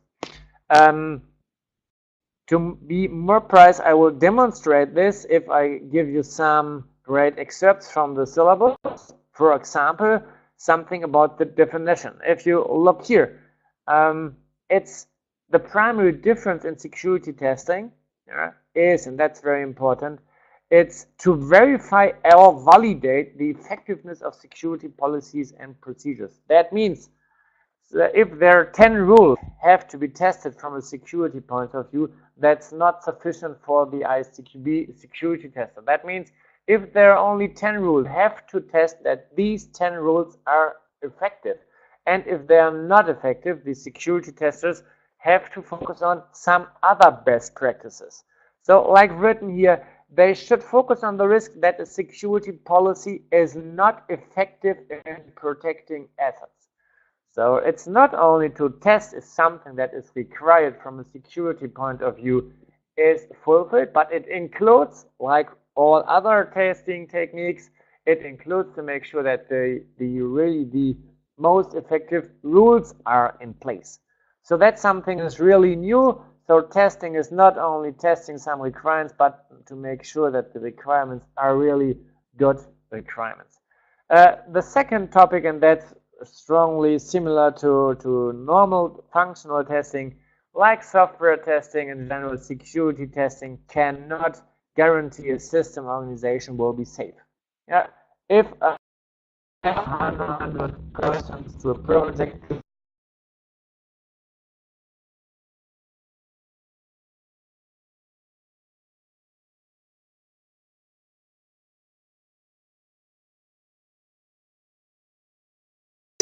so that's really a good assumption done in the ISTQB testing course, and I really like this. At the end, maybe a short definition. That's the overall mission statement in the ISTQB security testing course.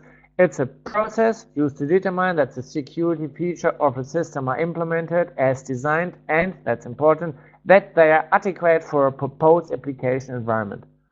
So that's the overall definition done and applied in this ISTQB security testing course.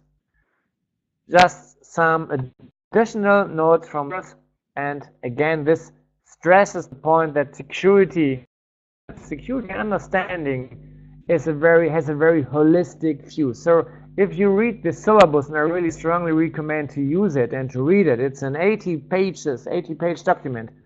It's not only about, it's not only about technology.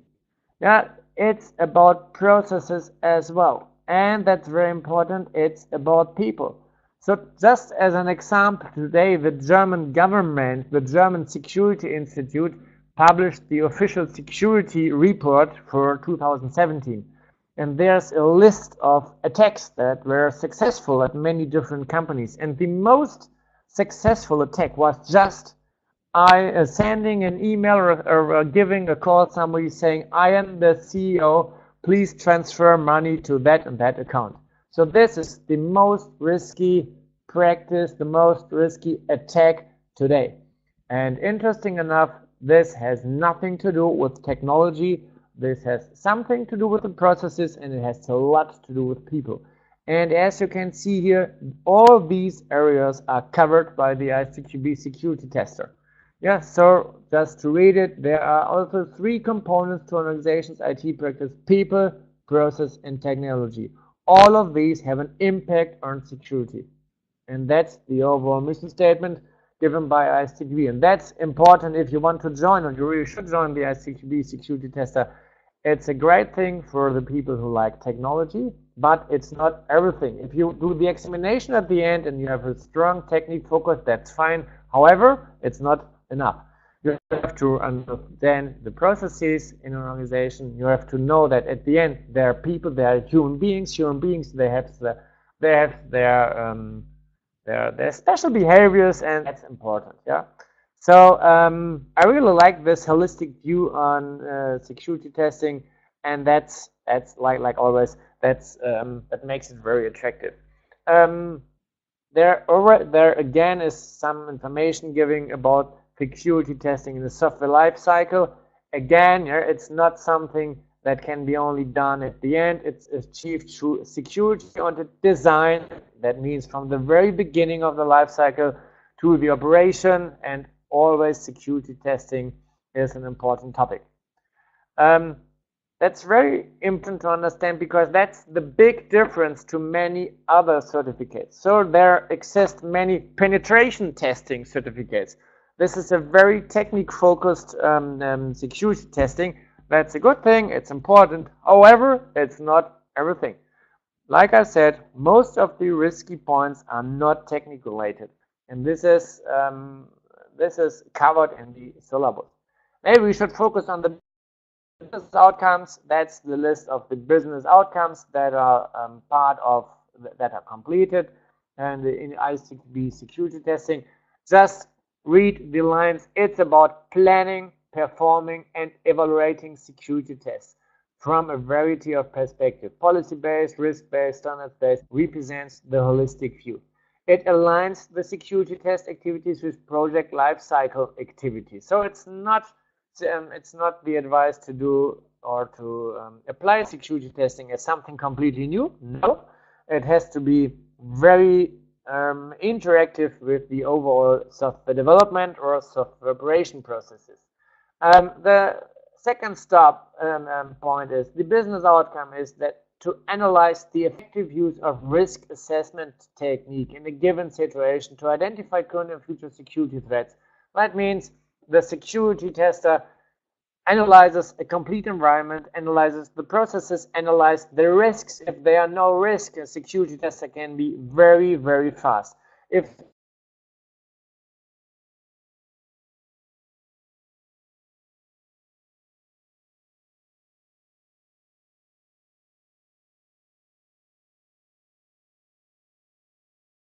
the focus of this topic, you have to adjust your technique.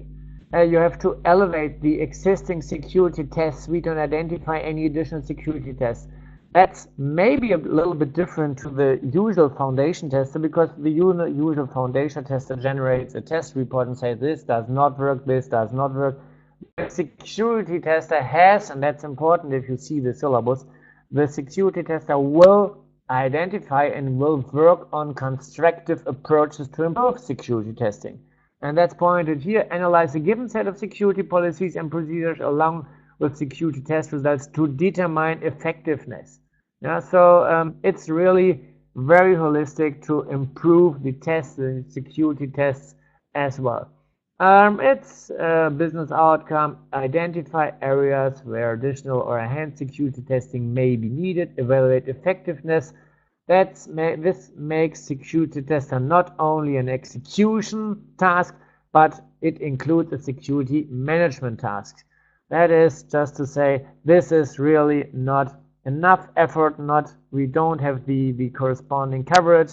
That's something that is included in this security testing. And that's the reason why it is not located on the foundation level, but it's part of the advanced level. And this means it's not only execution, it's management as well. Then, of course, it's demonstrate the attacker mentality. So ISTQB, so security tester, explains the motivations behind an attacker, why they are doing it. You will see this in the syllabus. There are some sections only explaining the motivations. What are the reasons? Why are the young guys, the kiddies, the script kiddies, why they are trying to create a botnet? Why they are on all these things? These things are analyzed because this is very important to analyze, so to understand the complete security environment. The last three business outcomes is, of course, analyze and document security. So you will see in the syllabus that security test from a process point of view is pretty similar on a high level to the typical foundation level test case. The second last point is analyze and select candidate security test tools. So yes, it includes some tools. Of course, this is never complete. I don't know any domain where the tool landscape is changing so dramatically and so fast like in security. So this is only to give an overview, to give some typical candidates, but that's fine. And the last understanding is understand the benefits of security testing standards and where to find them. That's important to understand because as you might know, these standards differ strongly between the different countries. Just right now we are talking about an American-based security testing course, and that's the reason why today you cannot do this certification in German. But we just do the following: we translate it, and that's important, we localize these things, because if we are talking about standards, Germany has different standards from America, might have different standards from Russia, whatever. So in best case, you identify your security test training that is localized for your country. Okay, so the syllabus, how does the syllabus look like? It's like presented here. I don't know if you can really see it, it's pretty small. However, I will try to explain it. So the first pillar is just has just the title, the basics of security. You already seen some of these contents. It's giving definitions, what's the purpose of security testing, that security should be risk-based because nobody will have 100% security. It explains about policies and procedures and things like that, that security has to follow some regulations, and it explains the difference between auditing and security testing.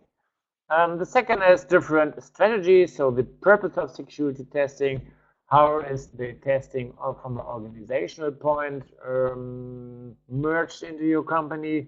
It explains the security testing objectives, so you're not only talking about an application, you're talking about network, you're talking about hardware, so there are different testing objectives, and all these are part of the second pillar. Then we have to discuss the scope and coverage of security testing. So when we are ready for security testing, about different testing approaches, that is, for example, penetration testing, that is, for example, ad hoc testing, and all these things. The third pillar explains the security testing process, and this is what I already said. It's pretty much the same to the typical foundation level process. So we are talking about a process definition, a planning, a designing, an execution, evaluation, maintenance. So that's this pillar. That's really the same process from a very high level perspective than that is used for the foundation. So the fourth pillar is that we are talking about the security testing throughout the software life cycle. So we are talking about here, for example, requirements. So that's from the very beginning. If you plan a requirement to say, I want to send a hello world to somebody else, this, of course, implies a low security level. On the other hand, if I send my health data to somebody else, security is much more important. So we have the requirement, we have the design step that includes some architectural aspects, we have implementation, so even implementation can be done in a very robust way, or it can be really rubbish, so that the application crashes over and over, and if an application crashes, that's very easy for a hacker to leverage this. Then we have the system and acceptance tests. Here, of course, there the security should be part as well. And we have security testing and maintenance. Important to say, that's really a waterfall approach. And that's something that I really don't like, and that's part of my last slide when I give you my personal overview. The word agile is not mentioned once. So we are really talking about security testing and the waterfall. If you have the role to integrate security testing into an agile environment, this, at least the syllabus, does not say anything to this. Okay, so let's talk about this pillar. That's about security testing mechanisms. So we are about talking about system hardening. That means not all operating systems are from scratch have the same level of security. So you can make the same system more robust than others, more secure than other systems. Then you talk about authorization. Authentication means to make sure if I say I am Frank Simon, the system has to double check that I am really Frank Simon. And authorization means what can I do? What are my permissions? If the system has verified that I am really Frank Simon, it gives me some permissions on some systems, and that's authorization. Then we are talking about encryption. That means what you know when you zip a file and then you can switch on the encryption feature, or if you encrypt the transfer between two computers, that's for example if you enter HTTPS, so the S stands for Secure Hypertext Transmission Protocol, so then the complete data transfer is encrypted. You'll learn something about firewall and networks, yeah, of course, because that's one of the first line of defense. If you enter the HTTP whatever, then you on your target system there are several lines of defense, and the first will be something like a firewall, and then we will have a reverse proxy, and then we will have a denial of service infrastructure, a web application firewall. So the complete network topology is explained here in terms of security.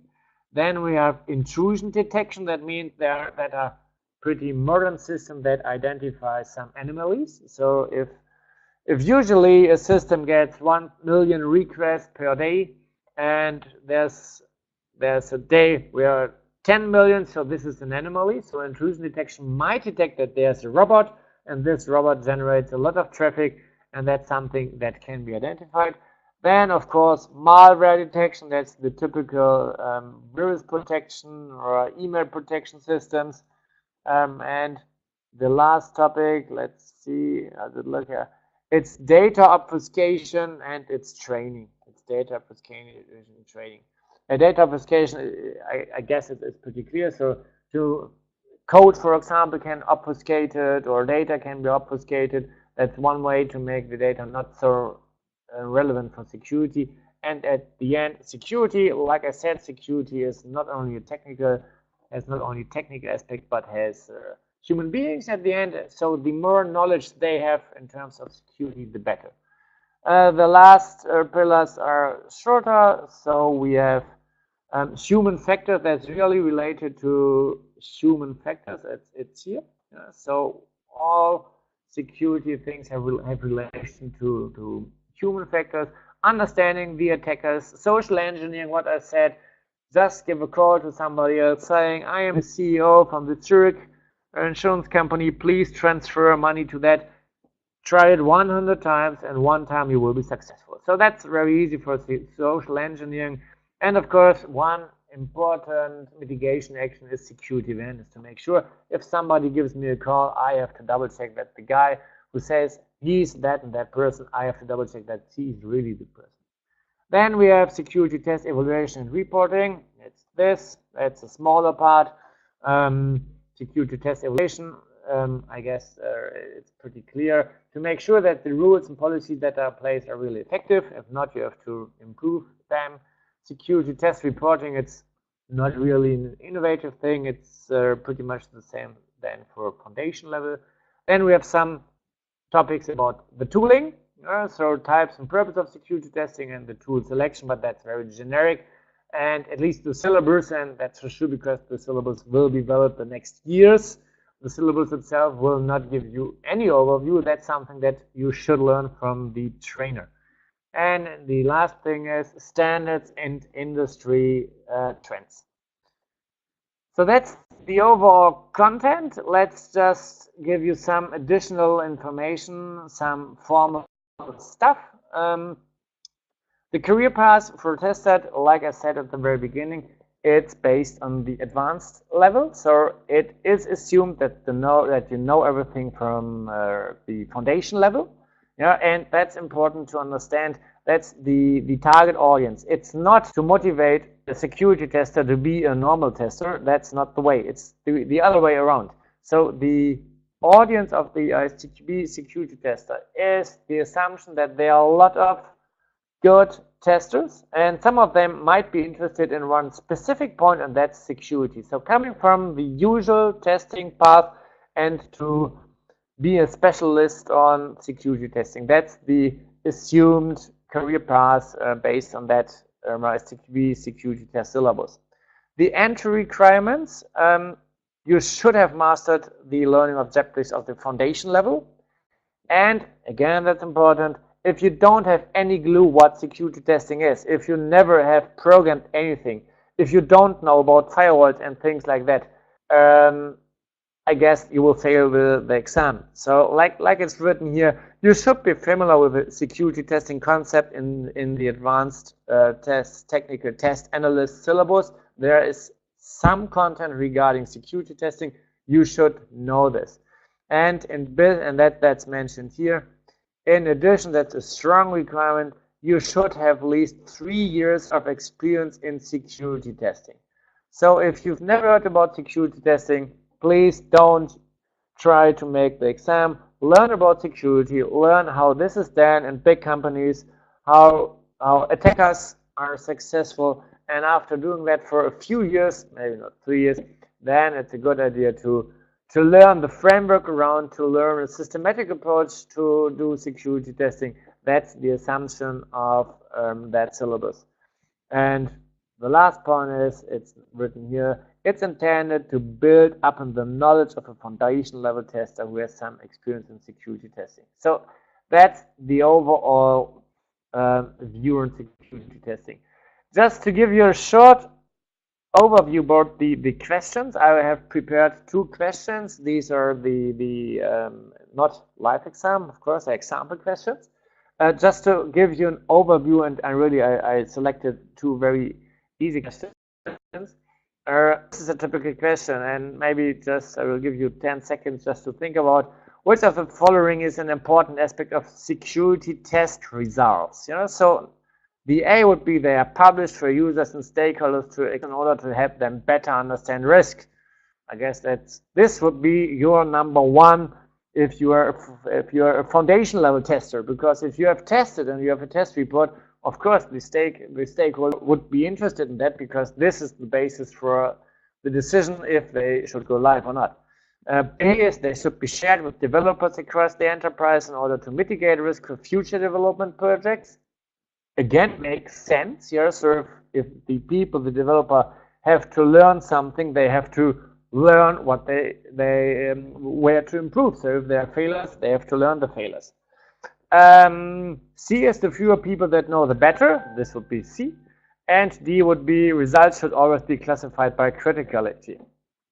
So any ideas? What's the correct answer? Only 5 seconds. Yeah. D, perfect. Great. So the correct answer is not D, because it's C. Yeah. So that know, the better. And that's very important to understand. I have a big team for the insurance company Zurich. I have a big team doing a lot of security tests, and these results are very, very confidential, because if we know how to break a system, that's our knowledge. If we would publish this knowledge, then I directly could open the complete IT. So if there is something that is not sure, and this is of course the goal of security tests, identify these things, I don't communicate this to the developer directly. I don't communicate this to all stakeholders. The fewer people that know, the better. Yeah? So they should be kept confidential, and access to the files should be tightly controlled. That's typical, and that's special to security. Second question. And that's maybe you're familiar with test cases and test designs. You're creating security test cases to check for SQL injection on an input field that allows up to 5 alphanumeric characters. You're planning to apply equivalence partitioning. This is something you should have learned in the foundation level, to the number of test cases you will need to execute. Given this information, which of the following is the minimum set of inputs you would need to use to test this field? Just 5 seconds. Any ideas? Just use the chat feature. Okay, it's C. So it's not easy to answer if you don't have any clue what SQL injection is, and that's, again, this is important to understand. It has some technical background. Without this technical background, it's pretty to answer all these questions. Just to give an overview for here.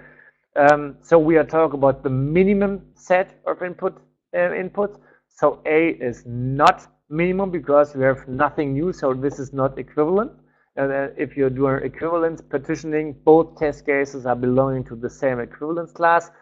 Only C consisting of two cases has the second one is checking the validation, and the first one is checking for SQL injection. If you don't have any clue what SQL injection is, this cannot be answered, I guess. So last slide, just to give you my, and that's very important, it's my personal impression about the security testing. You should have learned that I'm really a fan of that. So security is presented an important quality attribute, and that's always a good point. Security cannot be overestimated.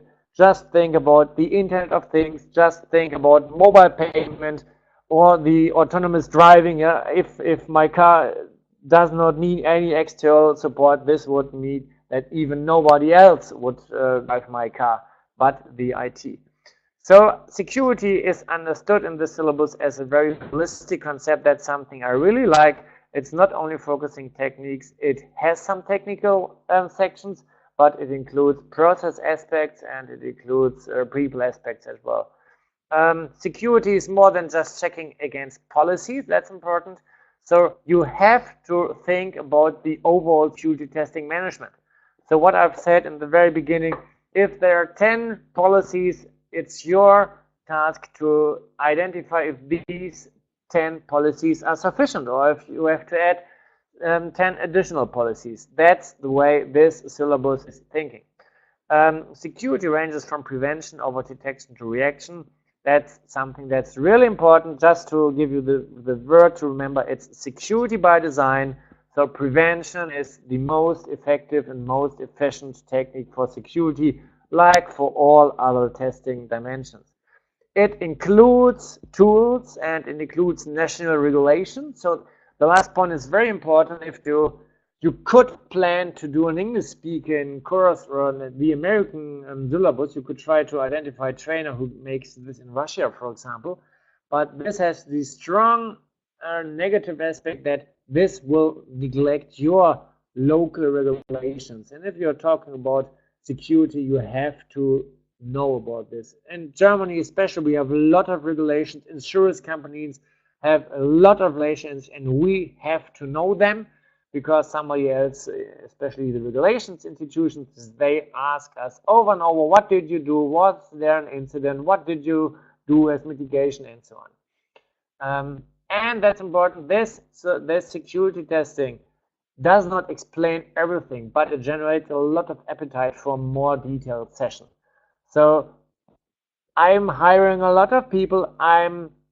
Of course, I'm a fan of that syllabus, but much more than to have this certificate is to have the training, because you have to learn by doing. You have to learn by examples. You have to learn to discuss different points in groups, and you have to drill down into several topics if you are interested. There are, of course, some things I personally don't like so much. So number one, it's very high level. For example, there's no dedicated penetration testing section. It's mentioned, it's from a very high perspective, it's explained what he's doing, but nothing else. It has very limited value without training course, that's what I said. So much more important to me as somebody who is looking for good security tester is the training. So they should have visited training, and of course they should have the examination, but without the training thing, it's only a limited value. The third point, it cannot be really understood without deep technology, and that's really important to understand. So you have seen this in the one question, the SQL injection and cross-site scripting, TLS, HTTPS, different encryption layers. All these things are not really explained, but they're assumed that you know about. That might be pretty difficult for some people. I mean, if you're, and that's a precondition, if you have tested security for 3 years, you know all of these terms. If you're a newbie, you're lost. The last is the important topic. It focuses on testers moving towards security. So I'm not sure if most of the good security testers are doing that way. I guess that many people are doing security tests, are doing penetration tests and all these things, and they should learn how to do it systematically, but this is not the target audience for this syllabus. So the assumption is that you're a good tester, you have some experience in advanced testing, and then you're focusing on security. And the last, and this might be the most important topic for some of you, there's no consideration of agile development and deployment at all. And I can say that this is, from a practice point of view, this is really a nightmare. In my company, they're trying to do continuous deployment. They're trying to utilize DevOps and all these things. And the question is, who can I responsible for security if everybody is just deploying what he wants to deploy? So this is really a challenge when you are responsible for security. And interesting enough, this topic is not mentioned at all. There's nothing around Agile. There's nothing around DevOps. There's nothing around continuous deployment. So this has to be done in another course. I don't know which one, but maybe the next version of security testing will integrate this topic as well. So this should give you a short overview about security testing. Sorry for the technical reasons, technical issues. I hope that at least some of you have understood something. Are there any questions?